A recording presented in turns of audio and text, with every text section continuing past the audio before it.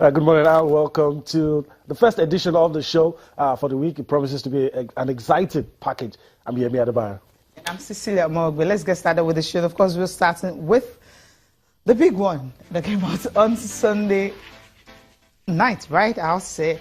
It was all about Cross River State. They are crying for help right now. Remember, since 2012, they should have hosted the National Sport Festival. But right now, they had to go meet the sports minister, saying they need funds to complete the infrastructure they have been building for a long time now.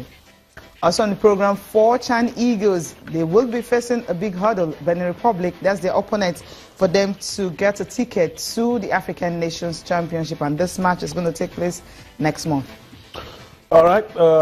We leave football and go to golf. Talk about the success story of 23-year-old American professional golfer Jordan Spieth.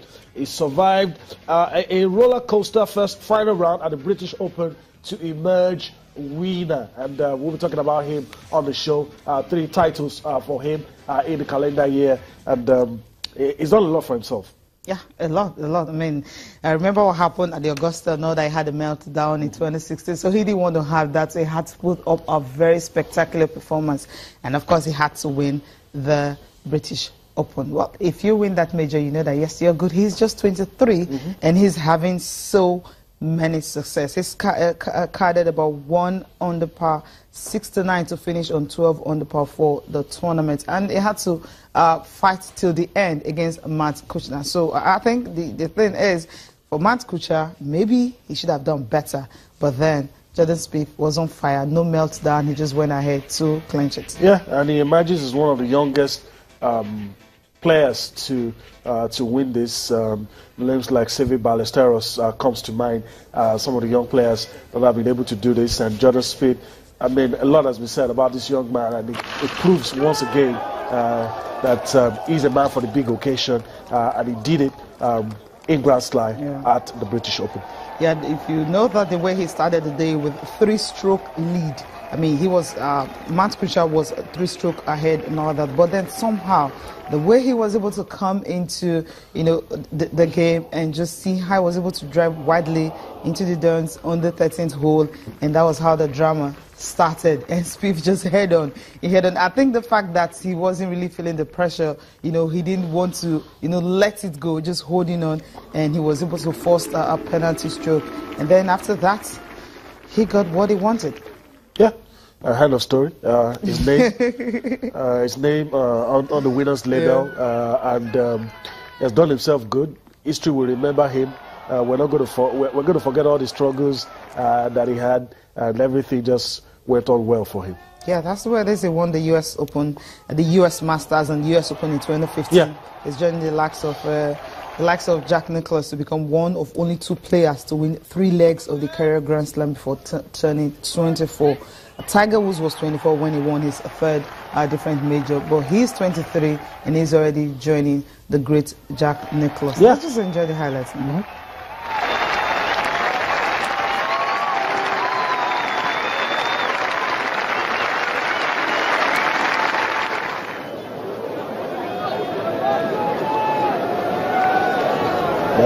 Okay, well, that's a good one. So, when you get to, get your hands on that Clarin jug, that, yes, it's won the hay. You just have to keep it and see how he can defend it next year. For Matt Kuchar, you will say, well, better luck next time. I remember there was a story he told, when he finished the game. He said when Zach Johnson won it, he drank from the cup, and he said it was actually bad omen that you don't have to drink from the cup. But, well, he did, and he won it. So maybe another star, maybe Matt Kuchar can drink from his from the cup and get to win it next year. My takeaway from what you've said, he gets to keep it for 1 year. Whatever happens, poor form, whatever form, he gets to keep it, and he hands it over probably a few days to next year's edition. So we'll see what happens. Let's go to athletics, Cecilia, and well, we have the showman doing his bid, but then again, before we go and talk about the showman, let's talk about the IAA top man, the boss, saying, look, I can't guarantee that the sports will be free from drug cheats. I can't tell you that the IWF World Championships, for instance, will go on, and we're not going to get one person fail a dope test, but I can guarantee that we'll do our best to make it as clean as possible. They don't have a choice. From 5th to 13th, that's when the championship will be taking place. So Russia, of course, the National Athletics Federation still remains banned. Only 12 athletes have been able to deem themselves fit to come here, and they are going to compete, neutral. But the thing is, for him to have said that simply means there's not so much he can do when it comes to, getting athletes clean. Yeah. But then they will do everything they can to ensure that, okay, it's a clean sport. When you have some athletes going their way, doing it, so there's nothing they can do about that. First things first, they're going to ensure that if you do it, you get caught. That's the first step.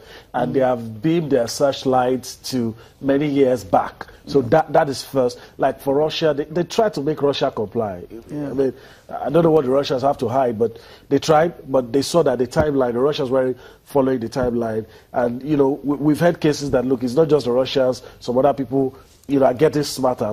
But as smarter as they're getting, the IWF and those helping them out, WADA and everybody, they are getting smarter too. So I think one thing that gladdens my heart these days is that if you do it, you will get caught. It might take a while, but you get caught. That's first things first. Then the ultimate is to ensure that anybody who wants to spike the system doesn't even get a chance to compete. But he's saying that, look, I can't guarantee you that now, but that's the ultimate. Okay, that's the ultimate, and that's what they're looking forward to for it. Yeah, so let's listen to the man, Seb Cole, the IWF president, and in his own words, and we'll come back for more sports this morning. People will always seek to cheat. What I can tell you, and actually Brendan Foster made the remark this morning in a national newspaper, that the system is a darn sight safer. We have the technology.